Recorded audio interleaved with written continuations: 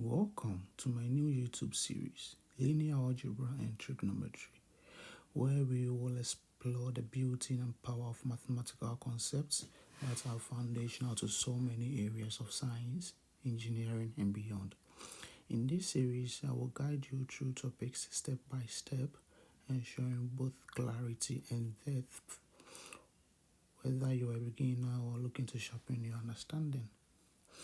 Now, in this first episode, we are going to dive into the world of complex numbers.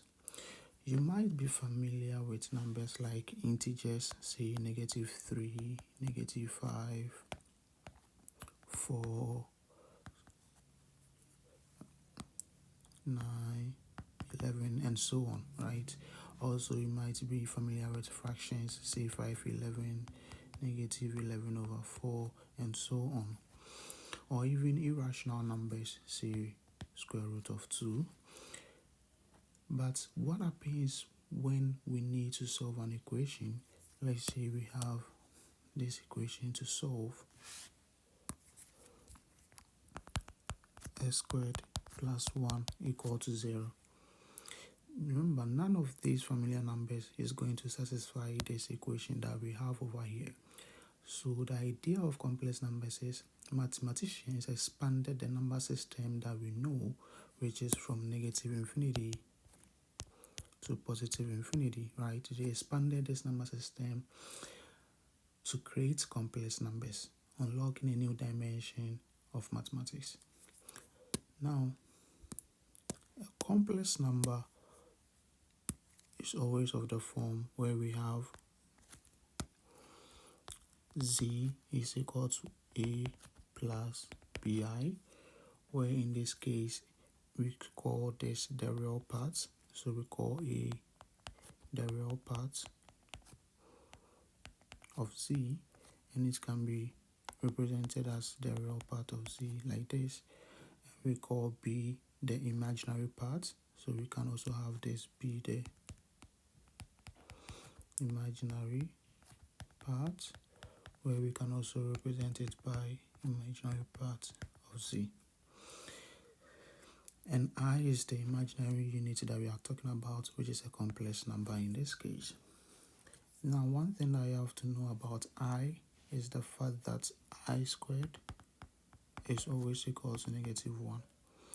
Now, these numbers are not just theoretical curiosities. They are incredibly useful in physics, engineering, even computer graphics.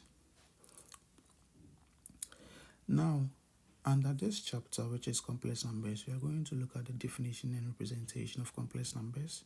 We are also going to look at the arithmetic operations like addition, subtraction, multiplication, and division. We are also going to look at the geometric interpretation of complex numbers. Then we take a sneak peek into their connection with trigonometry. Now let's begin our journey into the world of complex numbers.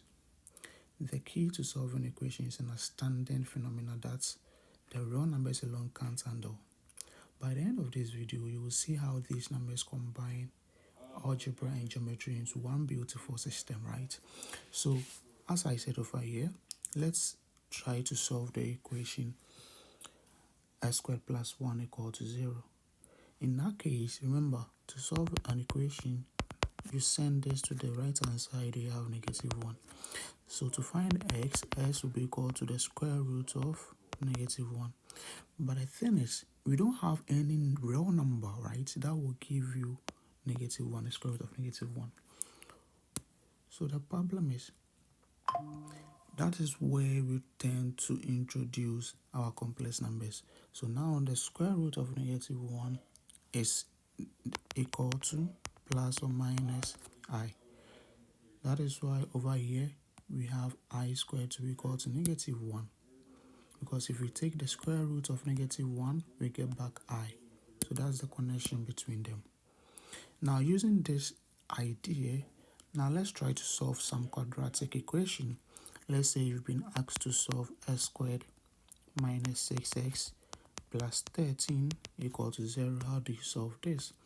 Now remember, to solve this problem, we have different approaches that you can use. You can use the factorization method. You can also use the method of completing squares. You can also use the quadratic formula as well. So any of the approaches that seem fine to you, you can also use it. But the key idea is sometimes some of the process becomes very difficult to use, right? So then we have quadratic formula. So now with this question, let's choose to use the quadratic formula. Now, do you remember the quadratic formula? Quadratic formula says that to find your x is always equal to negative b plus or minus the square root of b squared minus 4ac out of 2a. In this case, having s squared, the coefficient of s squared is always your a. So in this case, the coefficient is 1. So we have 1 here. The coefficient of x is your b, and your constant becomes your c. So substituting that into our formula right here, we are going to have our x to be equal to negative b, means we have negative and negative 6 here, and plus or minus the square root of b squared. So we have negative 6 squared minus 4 multiplying a, which is 1, multiplying c, which is 13. Then we divide by 2 times a, which is just 1. So let's continue right here. In that case, we get to see that our x is equal to negative and negative. When they meet, we have positive. So we have positive 6 here, then plus or minus. Now, negative 6 squared basically means you have negative 6 multiplying negative 6. Negative and negative give you positive. 6 times 6 gives you 36. So we have positive 36 over here.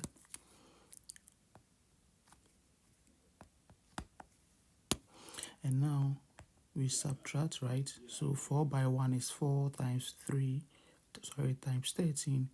So that is 52.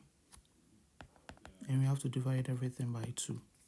So in that case, we have x to be equal to 6 plus or minus. Now 36 minus 52 is negative 16 out of 2. So now you see we have a negative square root. How do we evaluate that? Remember, negative root 16 is the same as writing square root of 16 times square root of negative 1. Now square root of 16, as we already know, is 4, right? Now square root of negative 1, remember from what we wrote over here, the square root of negative 1 will always be equal to plus or minus I. So in this case, we have the square root of this to be equal to I. Right? We have the plus and minus over here. So going back to this right here, let me continue at the next page. So we have this x is equal to 6 plus or minus the square root of minus 16 out of 2, and we know that minus 16 is equal to plus or minus 4i. So in this case, bringing it back, we have x to be equal to 6 plus or minus, we have 4i over here, and we have dividing by the denominator, which is equal to 2. So you see, we can factorize 2 out. So 2 can go into 6, it can also go into 4. So if 2 goes into 6, we have 3, and if it goes into 4, we have 2. So this becomes our answer, right? But remember, we have plus and minus, so you can write x to be equal to 3 plus 2i, and x to be equal to 3 minus 2y. So given this question right here, to solve for the root of this, all that you're going to get is x to be equal to this. Okay, so if you want the definition of a complex number, it is any number which can be expressed in the form of a plus bi, as we talked about over here, where a and b are just real numbers, and I is equal to the square root of negative 1, right? So it is usually denoted by z, as we have already explained. Okay, so now let's move on to the next thing. Let's try to use this idea to solve other problems so that the concept becomes very clear. Now we have to solve the quadratic equation. We have to solve the quadratic equation. So let me write it down. The quadratic equation, we have s squared plus 2x plus 6 equal to 0. In this video, what I'm going to use is to use the quadratic formula. You can try to use the approach, but sometimes it becomes very difficult to do that. So now let's say we have negative b plus or minus b squared minus 4ac out of 2a. Remember how I told you to choose your a, b, and c?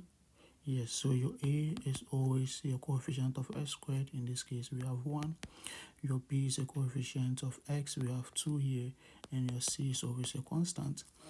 So then you have to sub it back into the formula. So you have negative 2 plus or minus b squared, which is just 2 squared is 4, and minus 4 times a.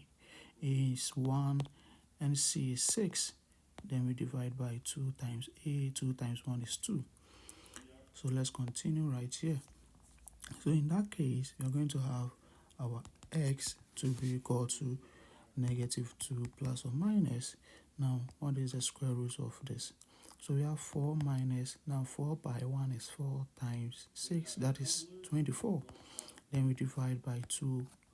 So x is equal to negative 2 plus or minus, and this just simplifies to negative 20 out of 2. And the thing is, can we simplify negative 20?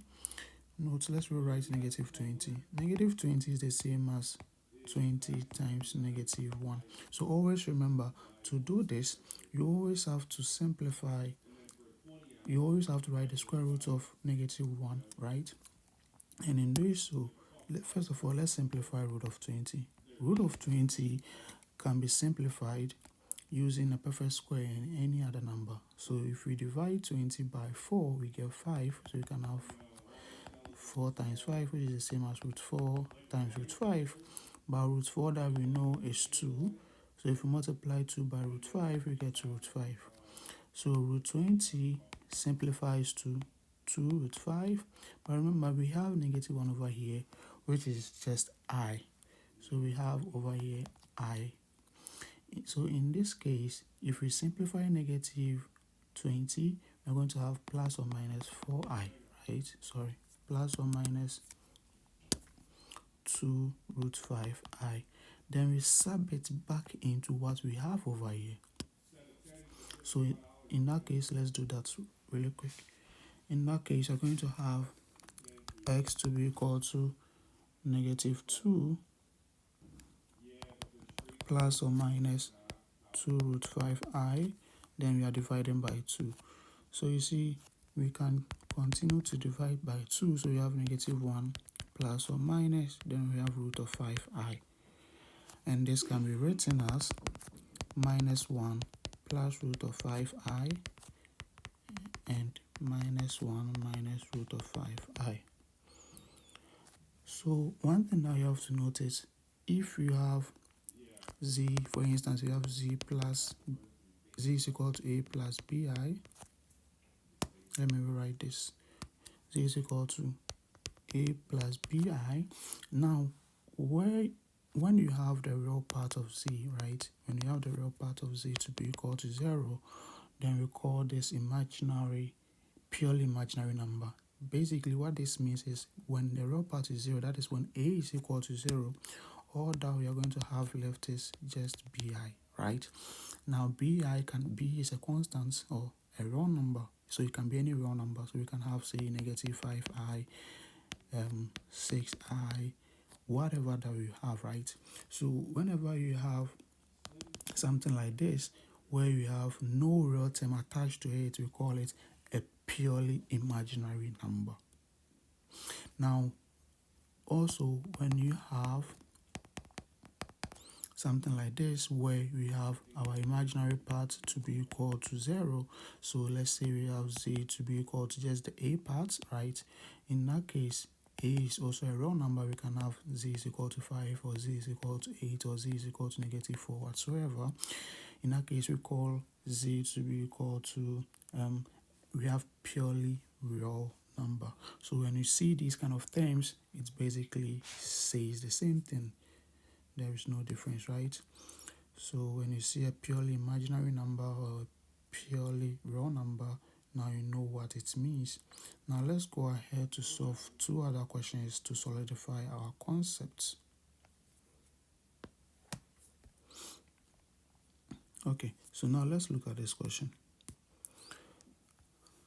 Let's say you are given 3x squared minus x plus 1 equal to 0. Can you solve this question? Okay, so pause the video for some time and go through the concepts that we have already done and see if we can solve the question. Afterwards, resume it, right?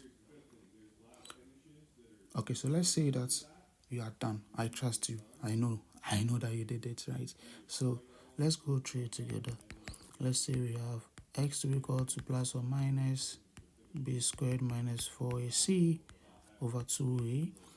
In this case, your b is -1, right? So you have negative, let me write that over here.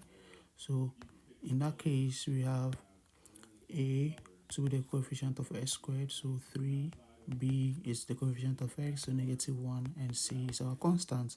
So coming back over here, we have negative and -1 plus or minus b squared, but b is -1. So if we square it, remember, -1 squared is the same as writing -1 times -1. Negative and negative cancels out each other, so we have 1 times 1, which is just 1. So you just go back and just replace it. So over here we just have 1 minus 4 multiplying a, which is 3, and multiplying c, which is 1. Then we divide by 2 by a, which is 3.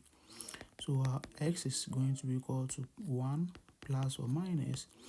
Now over here we have just 1 minus 12, then we divide by 6. So this is just 1 plus or minus the square root of 11 out of 6. So to write out your x, you can say your x1, say x1 is equal to 1 over 6, right? You can say 1 over 6, then plus root of 11 out of 6, and say your x2 is equal to 1 out of 6 minus the square root of 11 out of 6. So this is another example. Now let's solve the last question. For the last question, we have negative 5x squared plus 7x plus 5 equal to 0. So to solve this question, always identify your a, your b, and your c. So we have x to be equal to negative b, then plus or minus root of b squared minus 4ac out of 2a. So in this case, we have -7, then plus or minus. Now b is 7, right? So 7 squared is 49 minus 4 times a, which is -5, times c, which is also 5. And we have to divide by 2 by a, which is -5. So let's just simplify this. In this case, we have -7 plus or minus. Now we have 49. -4 times -5 is over here is positive 20. Now times 5, that is positive 100. Then we divide by -10. So x is going to be equal to -7 plus or minus. Now 100 plus 49 is just 149 divided by -10. So to simplify this, our x, you can say our x1 is going to be -7 out of -10. Then we have plus the square root of 149, also out of -10. And our x2 is also going to be -7 out of -10. Then minus the square root of 149 out of -10. So in this case, negative will cancel out negative right here. So we just have 7 out of 10 left. And when positive and negative meet, we get negative. So we have a negative root of 149 out of 10. Then For x2, we do the same thing, right? So negative will cancel out negative. So we have positive 7 out of 10. Then negative will cancel out negative again over here, which becomes positive. So we have plus, then we have root of 149 out of 10. So that brings us to the end of the first video. So complex numbers may seem abstract at first, but they are incredibly powerful, connecting algebra, geometry, and even trigonometry in profound ways. Whether you are exploring advanced physics or just looking to solve a tricky question, complex numbers are a vital tool. Thank you for joining me on this first step of our journey through linear algebra and trigonometry. In the next episode, we are going to even dive deeper. Don't forget to like, subscribe, and leave a comment if you have any questions or topics you would like me to cover. See you next time.